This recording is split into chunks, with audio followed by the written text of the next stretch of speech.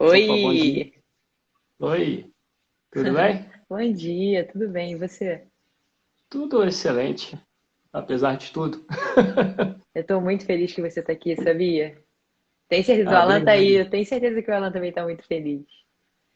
Eu vi. Ele tá aí. Ah, obrigado, gente.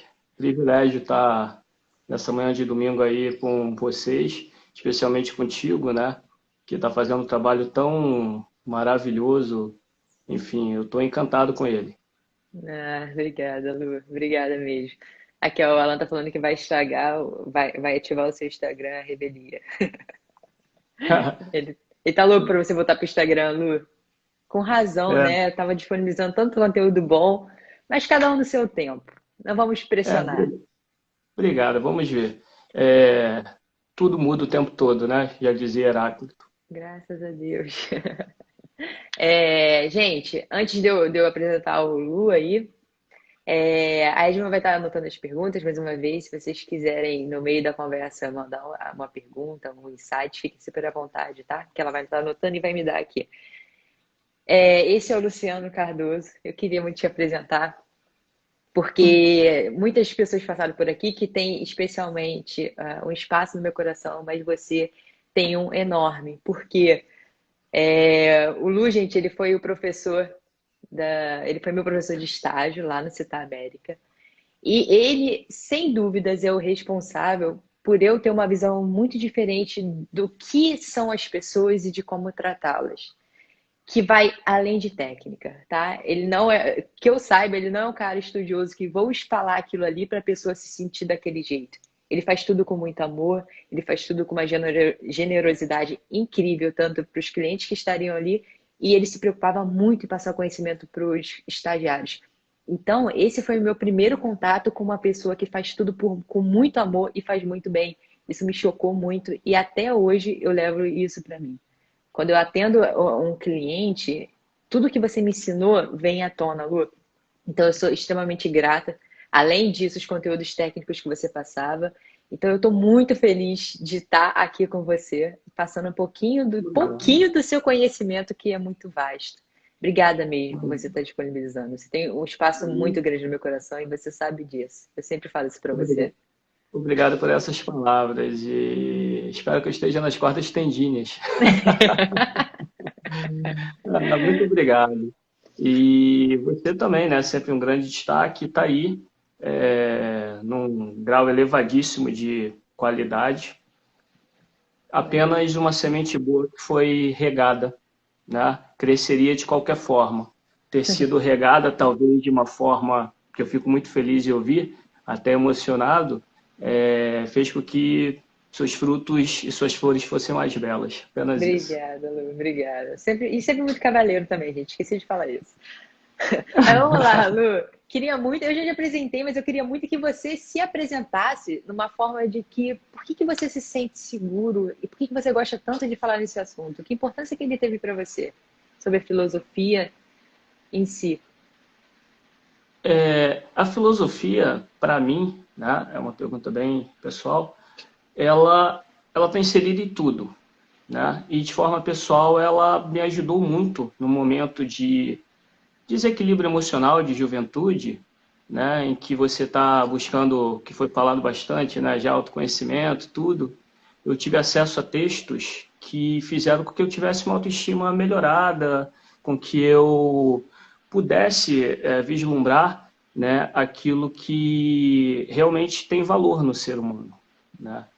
E a partir disso eu sempre fui muito ligado à leitura, mas eu tinha uma leitura mais, entre aspas na palavra, não sei nem se fica correta, literária, né? Eu lia literatura infanto-juvenil na época, né? Tudo, li muito Júlio Verne, Monteiro Lobato. Então, eu comecei a ler textos filosóficos e isso foi abrindo a minha mente.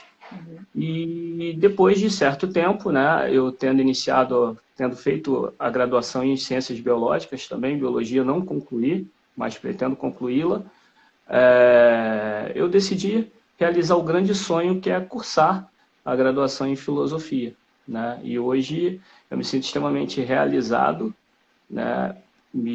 Enfim. Eu vejo essa importância para mim, porque, inclusive, no início eu vou contar um pouco, de forma bem breve, da história da filosofia. Vocês vão ver que ela está inserida em tudo, né? É como se fosse uma Matrix.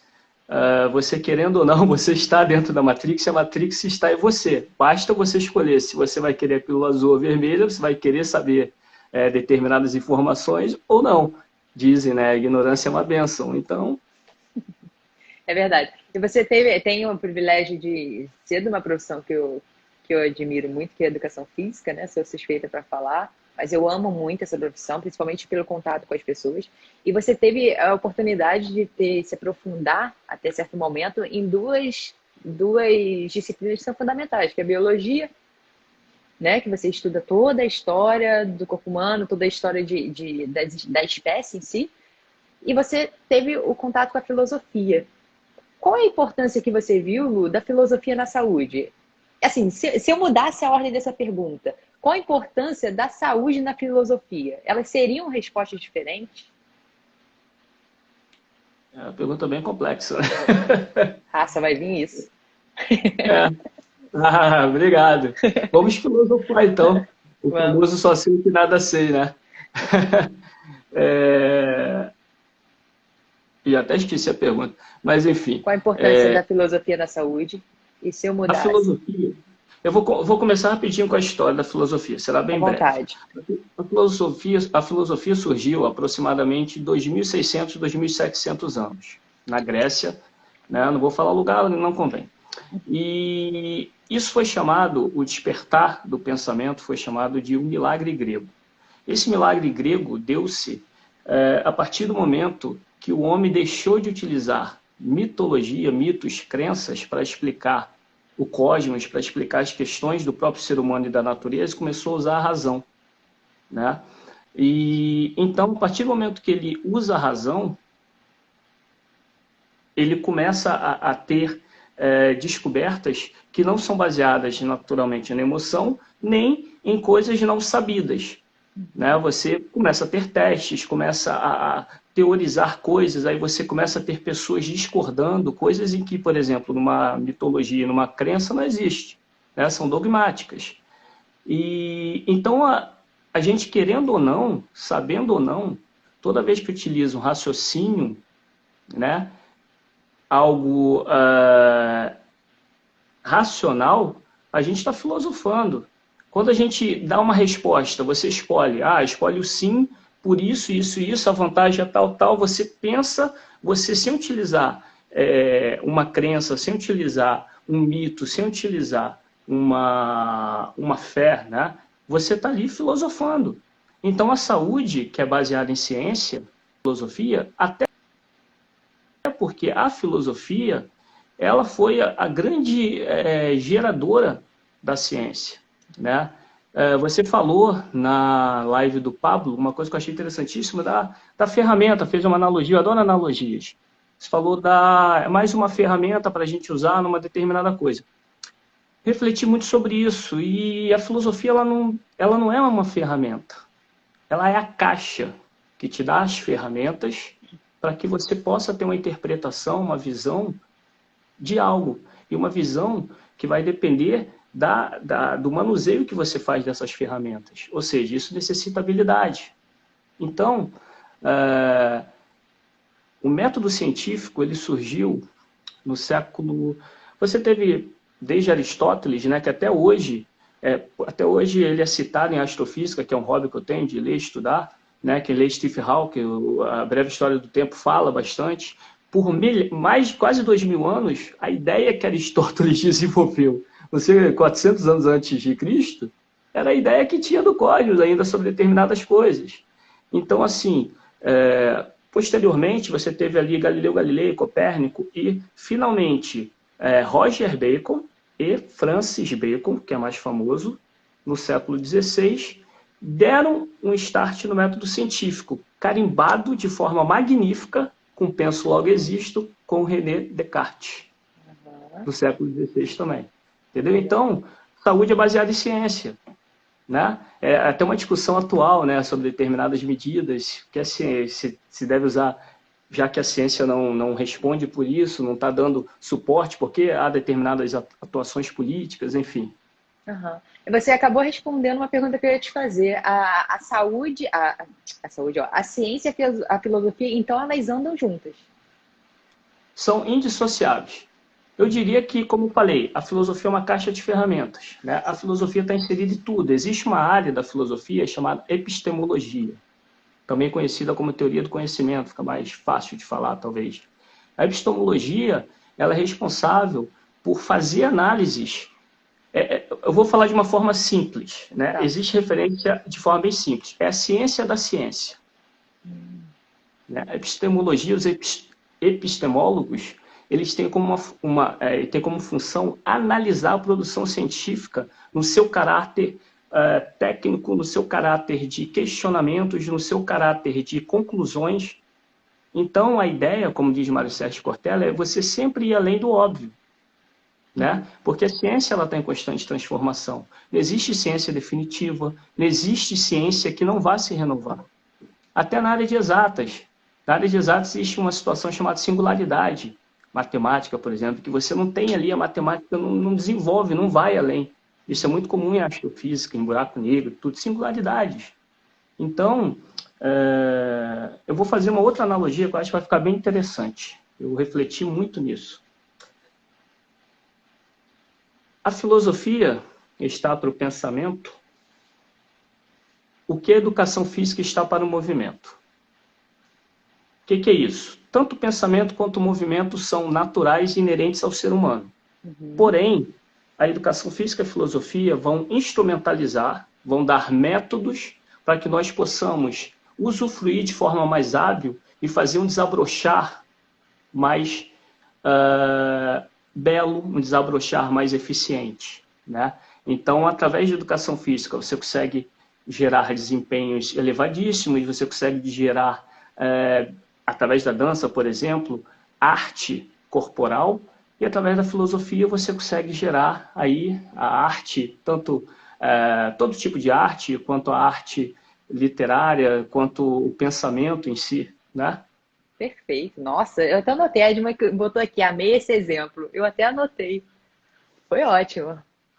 É, Então assim, só para concluir, claro. então a utilização das áreas vai estar de acordo com cada um. Você vai ter profissional que vai ter mais um caminho, você vai ter filósofo que vai ter outro caminho, e nada é fixo, né? Como você mesmo costuma falar, né? Você na palestra com o Pablo também, e ontem com o Alain, as ideias vão mudando, o que é preconizado vai mudando o tempo todo. Assim também é o pensamento. Com certeza. Com certeza. Ah, Tirou porque uma. está escuro aqui, parece que eu estou sem dente. É que esse dente é fantástico. Tá ótimo, porque o comentário tá no dente, não dá pra ver, não. Ô Lu, e pensando você deu uma palhinha aí, mas eu queria que você se aprofundasse um pouco mais nisso. Pensando na educação física em especial, eu acredito que pode ser generalizado para muitas áreas, mas vamos falar agora especialmente de educação física. Como é que essa a filosofia pode impactar na nossa prática? Antes de tudo, a prática da educação física é diversa, né? Uhum. E depende de como cada um vai usar a caixa de ferramenta. Eu, por exemplo, eu tenho a experiência, eu utilizo bastante, eu até num público. Eu sempre fui direcionado a isso, até no público um pouco mais velho, né? Pessoal já bem estabilizado, com suas formações bem estruturadas. Então, eu, por exemplo, eu tenho bastante eficiência na aplicação da filosofia como um método de diálogo, como uma forma de auxiliar, né? Óbvio que isso não é um processo terapêutico, mas auxiliar dentro daquele momento, né, de prática de exercício, que no caso de meus clientes não tem ali nenhum que busque uma performance, busca saúde, Sim. e a saúde é indissociável, né? Até o OMS tão atual hoje em dia, né? Não é apenas a ausência de doença, e sim o bem-estar físico, mental, entra muito a filosofia, e social, que também entra a filosofia. Então as pessoas, a filosofia, ela lida muito com as angústias humanas, né? Eu utilizo bastante a escola filosófica do estoicismo, Então, o estoicismo tem algumas coisas muito práticas e muito interessantes que, se a gente conseguir diariamente praticar, diariamente regar essa semente, a gente vai ser um ser humano muito mais equilibrado, um ser humano melhor e menos, e vai sofrer menos com as dores do mundo, né? Porque o mundo é doloroso. Sim.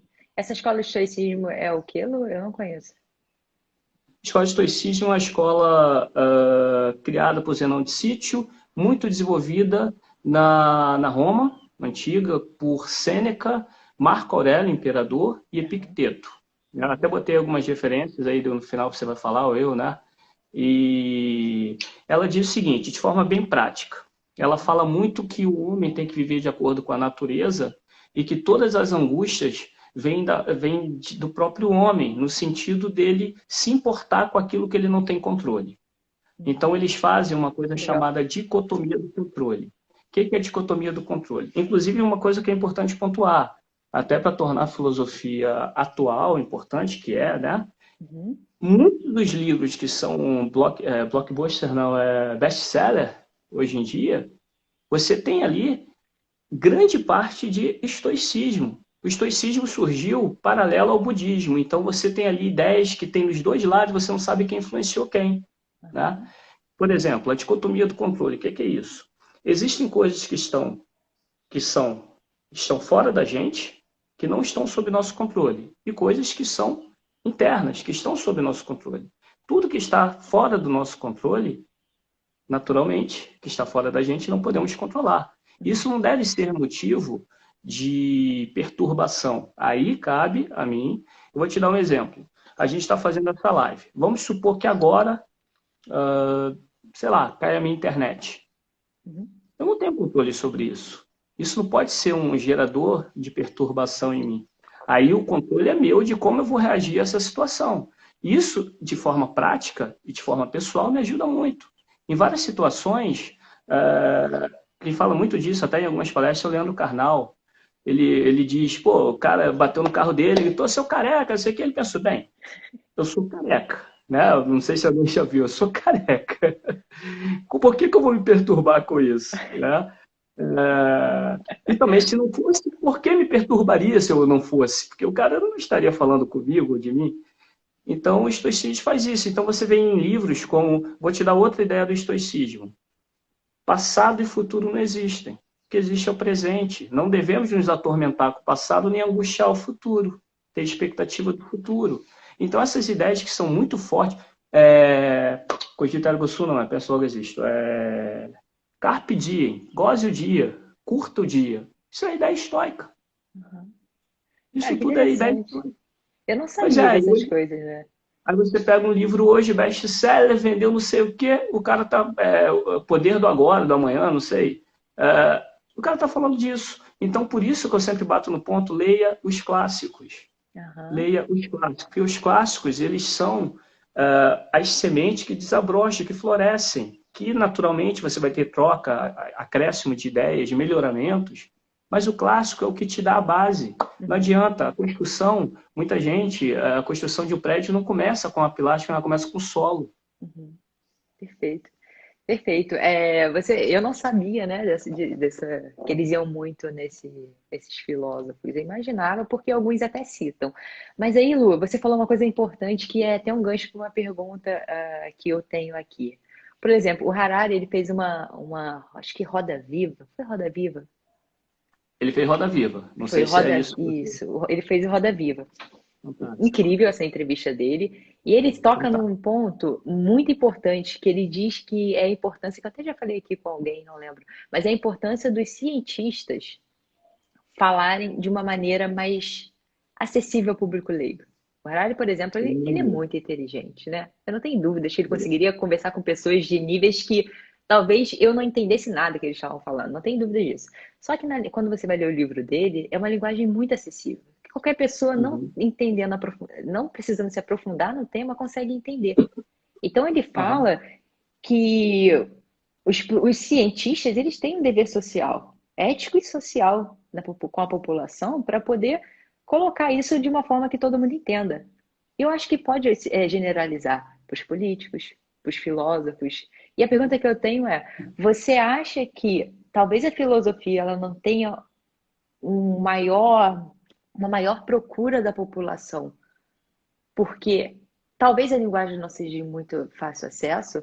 Porque vamos dar o exemplo de dois não são filósofos, né, um deles, mas o que fala muito de filosofia, que é o Cortella e o Carnal? Karnal. Eles são muito diferentes Aham. na forma de passar. O Mário Sérgio, ele é muito mais, pelo menos o meu entendimento, ele é muito mais acessível para diversos públicos, ele usa um pouquinho do humor, que favorece, do Ele é o que tiozão. do que o outro. Você acha que tem essa preocupação? Você acha que deveria ter essa preocupação? Qual o seu ponto de vista? Ah, sim, com certeza.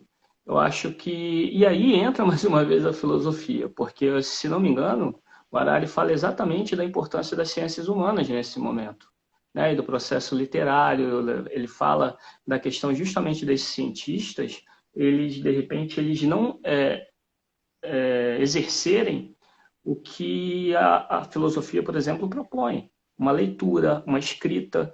Isso, naturalmente, quando você tem, como eu falei, a filosofia é uma caixa de ferramentas. Quando você tem a possibilidade de uma escrita de qualidade e de uma fala de qualidade, você vai se comunicar melhor, né? Você vai saber sintetizar, ou melhor, se for um projeto seu, resumir de uma forma mais simples. Porque, e o que é isso também? Nada mais é do que a famosa didática.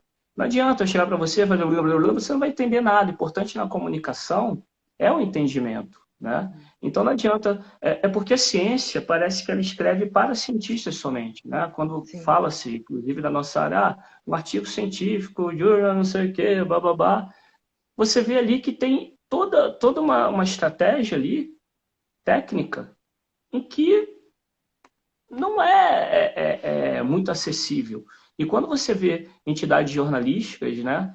Aí o jornalista peca pela ciência, que é o ponto que eu vou tocar também. É importante dizer que as pessoas talvez não estejam preparadas também, tanto para a ciência. Isso quem fala muito é o Carl Sagan. Eu leio um livro dele chamado O Mundo Assombrado pelos Demônios. Ah, a vela na escuridão, a luz, a vela como uma luz na escuridão, algo assim, né? E ele fala muito disso, as pessoas não têm, elas não se dedicam, ou talvez não deem valor às questões científicas, assim como filosóficas. O Rafa, não existe absolutamente nada na filosofia que, de uma forma que você pratique, você não vai entender. Lembra a analogia que eu fiz com o corpo humano? Sim. Também aplica agora. O cara não vai levantar aqui agora e fazer um supino com 50 de cada lado, ele precisa treinar. Assim é a leitura filosófica. Naturalmente, uma pessoa que não está habituada, ela não vai ler Nietzsche, Schopenhauer, que tem leituras mais difíceis, talvez, porque a filosofia, você tem uma técnica de leitura também. Uma das primeiras coisas que estudamos na faculdade é chamada filosofia e leitura de textos filosóficos, porque você tem técnicas de leitura, você precisa entender o contexto, você precisa fazer verificações para que você compreenda. Vou te dar um exemplo muito legal. Uhum. Quem já ouviu os fins justificam os meios? Os fins justificam os meios, de Maquiavel. Você está Nunca perguntando ouviu se... essa frase? Não, Hã? nunca ouvi, nunca ouvi. Eu li É um uma livro de frase, Maquiavel.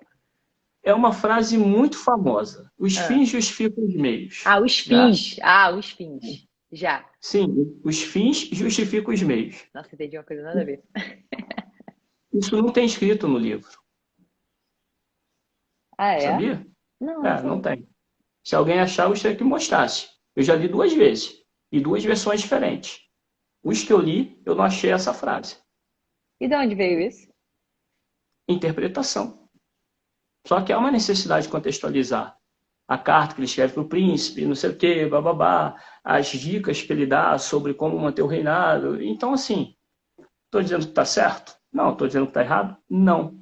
Mas uma frase que é atribuída a ele não tem no livro. Uhum. Né? Isso é muito comum. Se você botar no Google, qualquer pessoa botar aí os fins de escrever Maquiavel. Uhum. Muita gente não falou isso.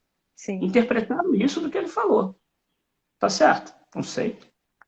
Depende de cada um. Tá Uhum. certo fazer 3 de 10 para hipertrofia? Não sei. Entendeu? Perfeito. Maquiavel, inclusive, eu achei uma leitura pesada, sabia? Que não é aquele Pois livro que é. eu leio como um livro de autoajuda, por exemplo, que é aquela coisa que usam filósofos, como você está me dizendo, mas que é uma leitura leve. Maquiavel, eu conseguia ler uma página por dia e ficava pensando horas daquilo, porque é uma leitura pesada. Então, lê Rousseau, Jean-Jacques Rousseau.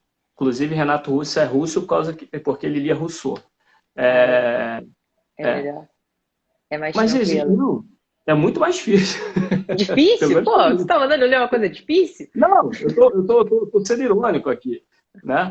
A questão, Rafa, é que, voltando à analogia do exercício, assim como para ficar mais forte, né, e para fazer exercício com uma carga ou com uma intensidade maior, você precisa de um Uhum. preparo de uma coisa Aham. prévia, para uma leitura dessa também. Você não deve começar na filosofia fazendo uma leitura de Maquiavel, né? Embora tudo que esteja. Até porque muitas coisas estão em linguagem arcaica, entendeu? Então você tem ali, só que os clássicos são fundamentais. Você lê, por exemplo, Platão, foi até um dos livros que eu indiquei, é imprescindível, considerado por alguns o maior livro do mundo, né? Tirando a religião, a Bíblia, tal, essas coisas.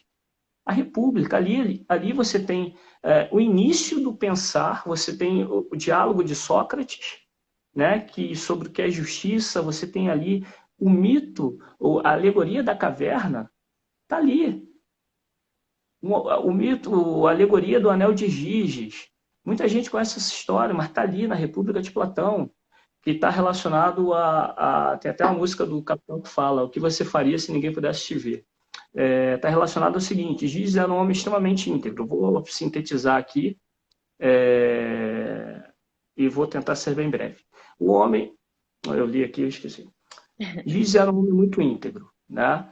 E em determinado momento ele teve acesso a um anel que o tornava invisível. E ao ficar invisível, ele começou a fazer atrocidade, porque ninguém podia ver. Ou seja, o comportamento dele não era porque ele era aquilo, era porque as outras pessoas viam, né? Então entra aí numa encenação e numa peça, né, que faz com que nós estejamos o tempo todo agindo de acordo com o que torna necessário o convívio e sociedade. Aí entra a Uhum. ética. Uhum. Perfeito. A Marluce perguntou quais os clássicos que você indica. Platão é um deles, né? Nós vamos botar, você me mandou alguns, Lu, mas você poderia falar para eles?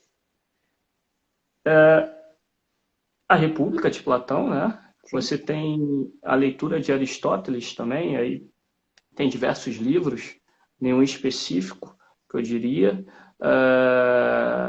O discurso do método, que eu também selecionei, né, que é o início do pensamento, que tem a famosa frase lá, que é belíssimo o trecho que fala, penso, logo existo, que ele chega a essa conclusão. Né?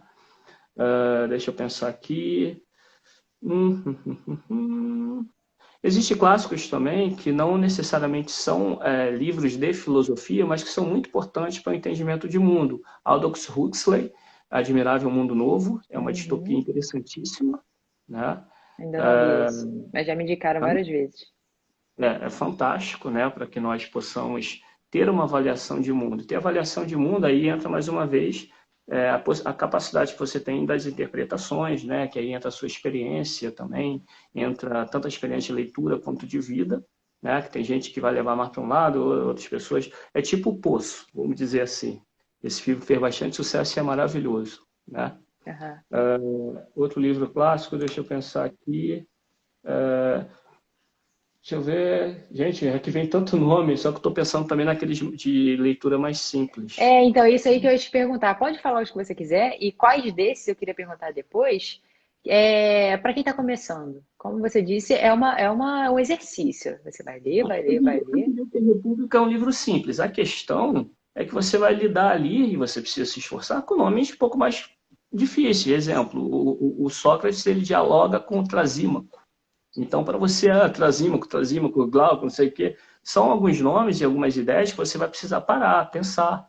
Mas aí é um esforço, Sim, né? É claro. um início interessante. Para começar a filosofia, eu acho muito interessante, antes de tudo, começar com o livro de História da Filosofia.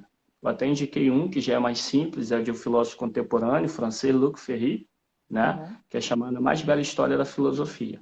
Então, ali você vai ter um ampasser de várias ideias, de vários pensamentos, né? De várias.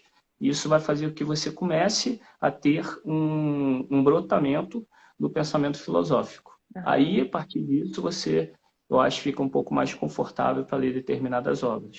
Ah, legal. O Alan Baches, ele afirmou aqui, perguntando, na Eu verdade, li, Sócrates não tem livro, é, adorei. é isso mesmo? E como é que faz para ler as coisas dele?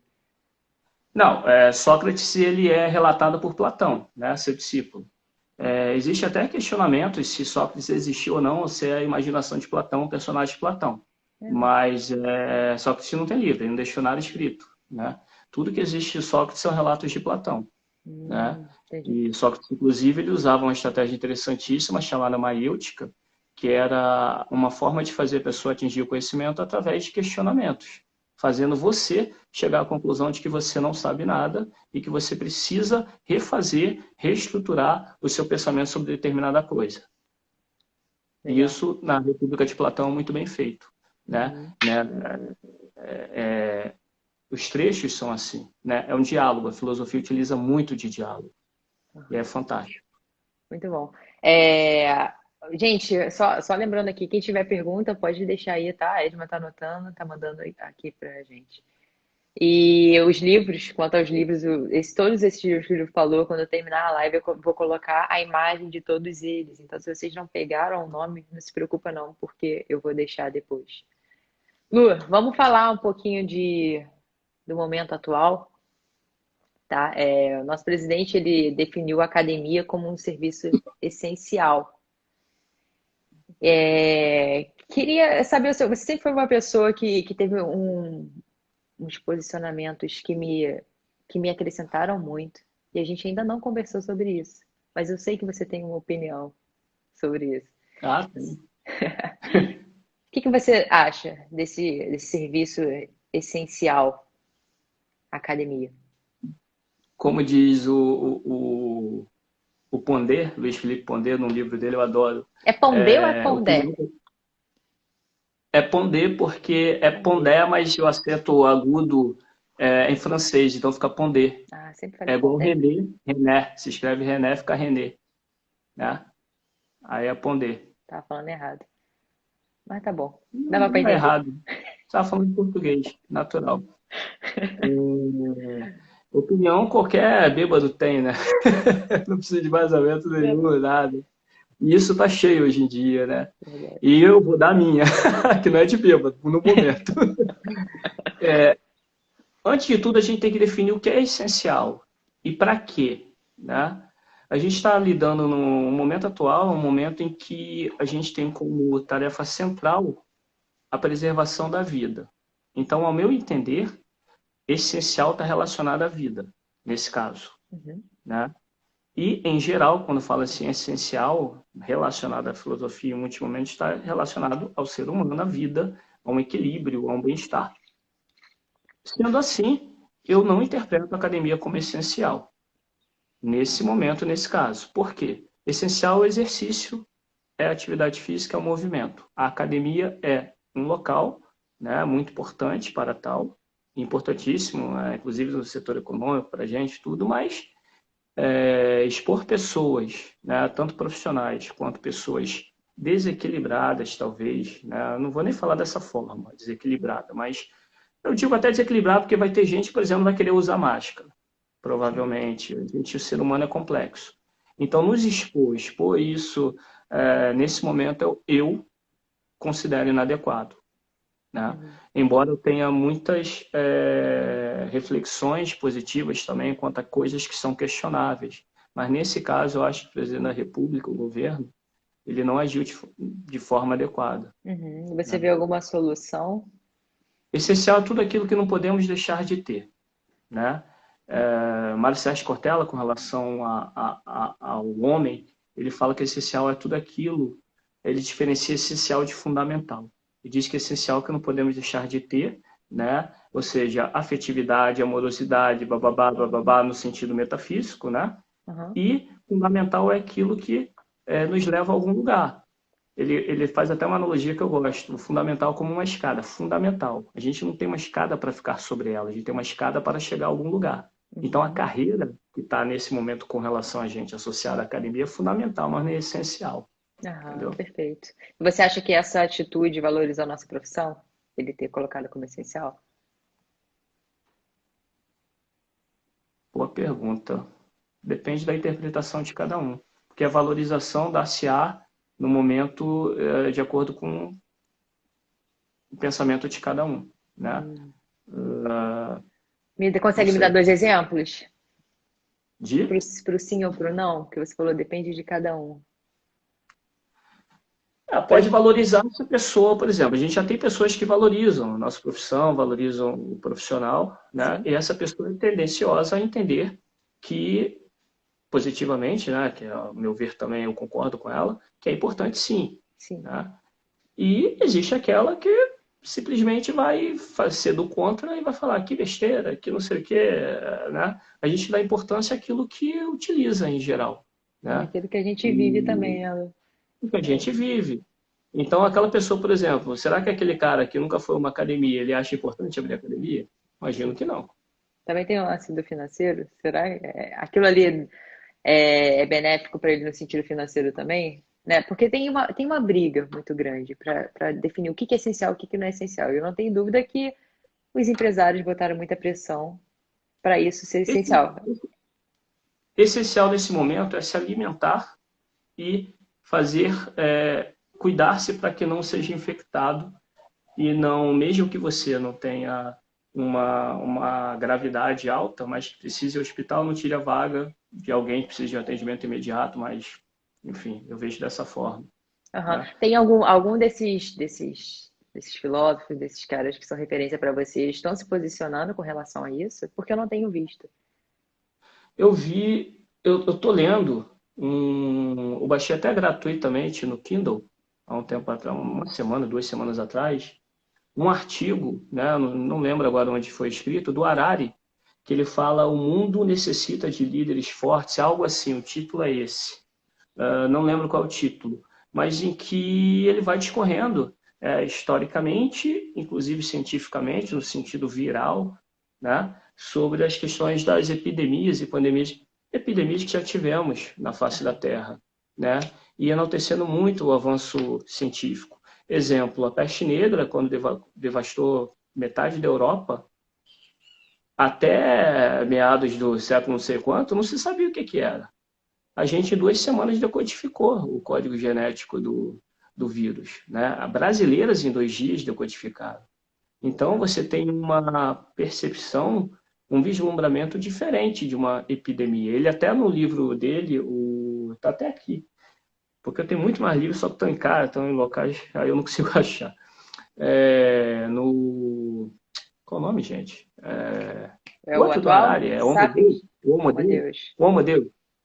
Ele fala disso, ele fala que não seremos imortais, mas seremos amortais, né? Coisas, as 3 grandes causas de morte na Terra, né, sociais, assim, não existem mais, dizia ele, que são guerras, epidemias e fome.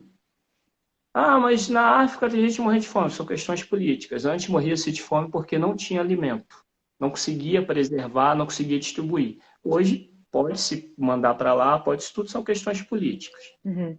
Ah, mas tem a guerra, não sei o quê. Antes, cada país, o tempo todo, estava preocupado, somente na Europa, com outro país invadir sua terra. Hoje em dia, somente devido, ele fala no livro, ao poderio militar, você vê os Estados Unidos. Pô, você acha que os Estados Unidos não teria já, há 100 anos atrás, invadido, destruído a Coreia do Norte, o Irã? Não, mas tem a possibilidade deles terem bomba atômica, então tudo fica mais afastado. A possibilidade de uma guerra real, pá, tiro, tudo diminui bastante. E outra coisa é as epidemias, que até o momento da publicação do livro, a grande epidemia tinha sido de ebola, né, contemporânea, atual, e tinha sido matado, assim, estatisticamente pouquíssimo, comparado à gripe espanhola, comparado, né, ao momento Aham. do obscurantismo. Entendi. Falei. Ele é ótimo, né? Eu vou ler esse. Eu adoro. Você disse que ele é pequeno, né? Isso estava grátis, é isso aí? O do Harari? É um Sim, no artigo, Kindle. né? É. Estava grátis. Assim, eu diariamente eu entro no Kindle e Uhum. boto lá Kindle grátis. Aí você, eu não sei a frequência que eles atualizam. Já consegui livro de R$ 89 gratuito. Ah, legal. Porque eles dão uma louca, sei lá, bota o grátis e você baixa, aí depois existe livros que eu já vi com preço X, aí acho grátis depois. Existe livro que eu acho grátis, eu nunca tinha visto, depois eu vou procurar, tá lá com preço alto, preço normal. Então, assim, eu tenho obras maravilhosas. E, inclusive, é importante falar que muitas obras filosóficas, inclusive os clássicos, como foi perguntado, são de domínio público hoje em dia, tá? Então, são grátis. Que legal. Não sabia É. disso. Tem uma pergunta aqui, Lu, da Edma. Eita. Da Ih, Edma. Eu vou deixar você sei que responder, nada porque sei. quase Só, isso. só sei que nada Então, sei. mas a pergunta é quase isso aí, você vai entender por quê. Porque ela perguntou Ah, se você perguntou concorda com mesmo. a frase penso, logo existo. Se eu concordo? Só sim ou não, que tem um complemento aqui. Tá, eu vou falar depois. Sim ou não? Sim, Sim, sim. tá. Ela acertou, você falaria sim. Ela perguntou assim, ó, se sim, não acha que aconteceu uma supervalorização do pensar e e desvalorizou o corpo e o movimento? Que pergunta maravilhosa. Tempo. Que tem? Hum, A gente tem que contextualizar, né? É. É, a época que foi escrito isso, né, a questão corporal, não era uma questão. Inclusive, o Descartes ele era muito religioso, né? Não sei se propositalmente pela questão da Inquisição na época, né, da igreja. Se ele escrevesse coisa inadequada, iam pegar ele. Ou se ele realmente era, mas no livro ele deixa bem claro. E outra questão é o seguinte, eu não vou conseguir passar aqui, porque é bem complexo, bem complexa, a ideia perfeita que ele passa, mas ele chega à conclusão, eu até publiquei na época do Filosofite, a passagem que fala disso. Eu posso até ver, eu vou até pegar aqui, só de maldade, eu tenho ele aqui. Eu vou pegar porque eu não Filosofite, tenho. Filosofite é o Instagram do Lu, era não, porque só tá desativado.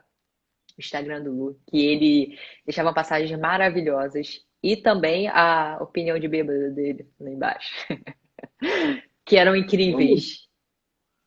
vamos ver, pior que eu não lembro onde está agora. Vários comentários aqui, ó. Edma sendo Edma, a Mônica falou. Inclusive, Lu, a Mônica vai estar semana que vem aqui falando sobre. Eu a- sei. e você deu um começo incrível para ela, hein? Já O contextualizou Alan, o Alan bastante. aceitou por ela ontem, né? Pressionamos ela, feio, né? Pedi até desculpa. Eu pedi desculpa, não pedi não, esqueci. Mas ela aceitou? Aceitou.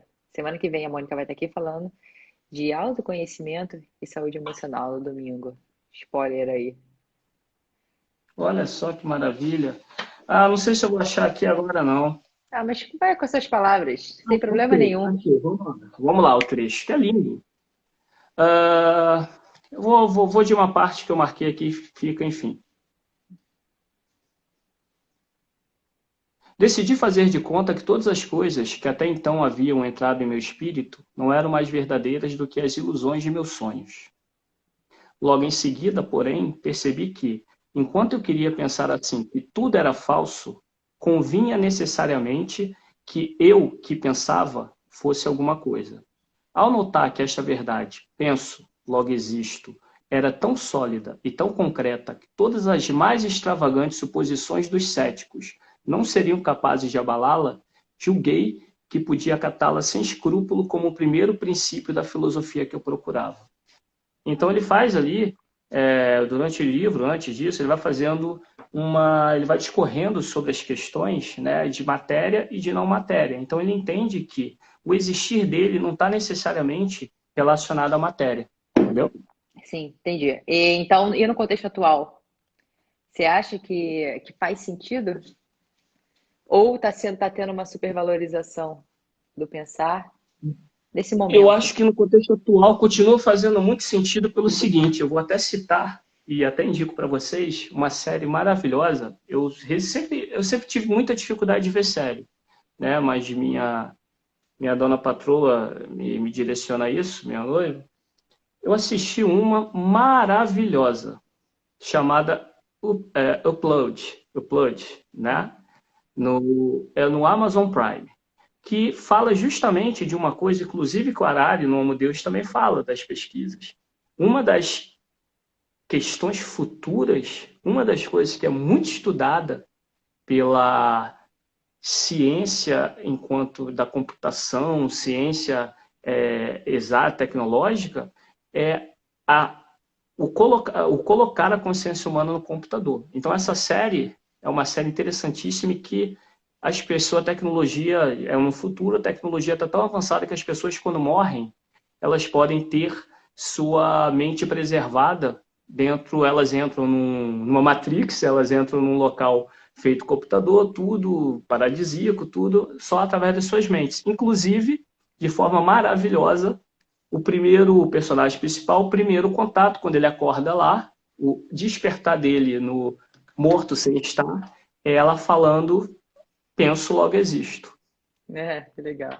Vou anotar esse também para mandar para o pessoal no.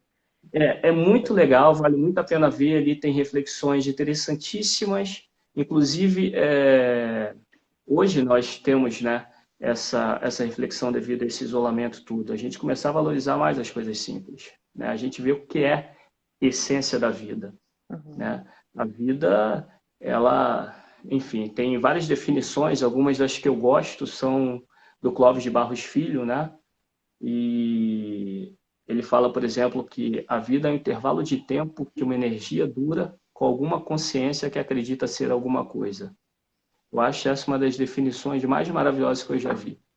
Cara, a Edma sendo a Edma, Lu, ela mandou assim: se a mente fica, se a mente fica mesmo mortos e o corpo não? Entendi isso aqui. Do upload, eu sei, entendi, mas é só a palavra que eu não entendi. Se a mente fica mesmo o corpo e o corpo não, a mente fica viva e o corpo não, não significa que o corpo ganha importância? Ela Ele tá, aí ela tá te coisando, Lu, eu não, tenho não certeza. tem muita provocação no sentido filosófico. Isso é maravilhoso. A gente chega a determinados pensamentos, e aqui a ideia não é estar certo ou não, não estou dando Sem dúvida. respostas, né? Eu estou dando opiniões que pode ter discordância e eu posso estar errado. Eu acho que aí vai de acordo com religião, espiritualidade, né? O corpo tem duração, né? Uhum. Por princípios religiosos e espirituais, o espírito, a alma, o pensamento não, né? Aí vai de cada um, né? Eu particularmente que sou desprovido de religião, de fé, enfim. Eu acho que vocês deveriam escrever um livro, tipo o que o padre Fábio de Mello fez com Fantástico, você e fantástico. Edma. Vamos botar esse título? Creio, creio. Penso, logo Agora, existo? agora eu tenho pergunta para ela também. Vai. Hã? Mas ela não vai poder Eu tô responder. brincando. Eu tô brincando, eu tô Deixa pro brincando. livro, por favor. Eu acho que todo mundo. Acho que deveria ter esse livro mesmo, gente. Vamos criar uma hashtag? Eu ia fazer um antagonismo, eu ia falar assim, penso logo existe, né? Se eu existo, significa que penso? Seria ótimo. Lu, estamos chegando na reta final. Queria Ah, muito agradecer a sua participação. Foi incrível para mim.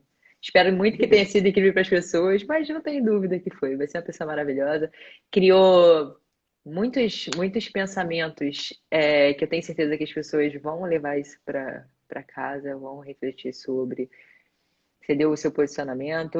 Se algumas dessas pessoas não concordam, eu acho que é aí que está o enriquecimento, né? A gente não concordar, a gente criar um pensamento crítico, a gente filosofar. Eu acho que o objetivo foi esse.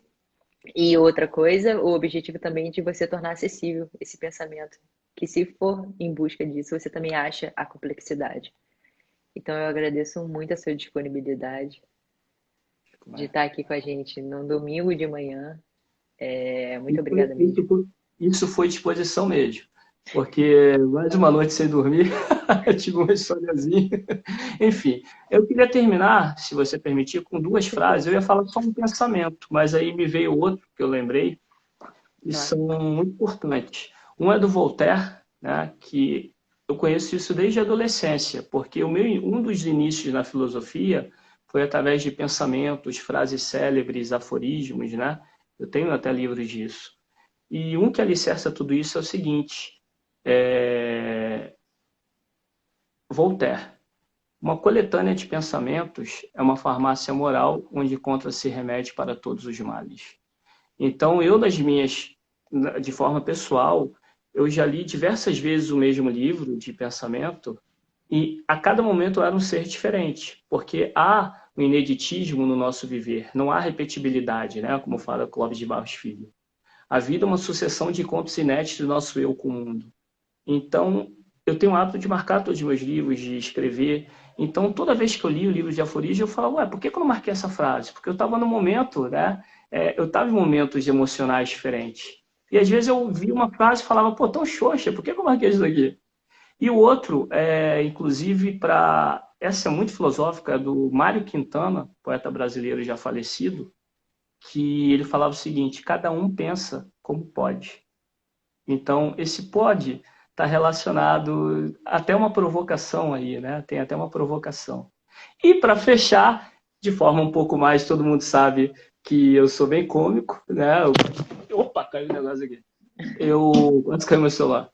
O Mário Quintana também, estando bem velhinho e solteiro, foi perguntado a ele, Mário Quintana, por que você nunca casou? Ele falou, porque eu sempre preferi deixar dezenas de mulheres esperançosas do que uma só desiludida. Que sacanagem. Ai, Lu, cara, muito obrigada. Tá tendo uma. Você tá lendo os comentários, né? Você tá vendo aqui o Não, Reativa acabou que eu Lu não e a... li. Eu li o negócio do. E em homenagem ao Alan. Em Ah. homenagem ao Alan, que foi meu líder, foi meu coordenador, nós somos colegas de faculdade, né? Ih, não Fizemos sabia parte disso. dele. Nós fomos do laboratório de fisiologia juntos. Ele pode ter me falado, mas eu esqueci. Mas não. E ele foi meu coordenador, foi ele que me contatou quando ele se formou antes de mim. Ele Aham. já era provisionado, né? Também. E ele adorava quando terminava as reuniões, eu falava o seguinte: o homem comum aprende com seus próprios erros. O sábio aprende com o erro dos outros. O estúpido não aprende de jeito nenhum. Acabou. Verdade. Agora acabou. Lu, Ele adorava isso. obrigada, muito obrigada. E tá tendo uma campanha aqui, reativa, reativa, reativa, reativa o seu Instagram. Pense Não, sobre isso. Assim como as leituras mudam dependendo do seu estado emocional, pense sobre isso. Você acrescenta muito pra gente, acrescentou muito aqui. Galera, obrigada por estar aí. E obrigado. se não for o momento, a gente espera o seu momento. Mas fica o nosso Obrigado. carinho aqui. Muito obrigada, Lu. Um beijo. Obrigado. Tchau, Tchau. tchau.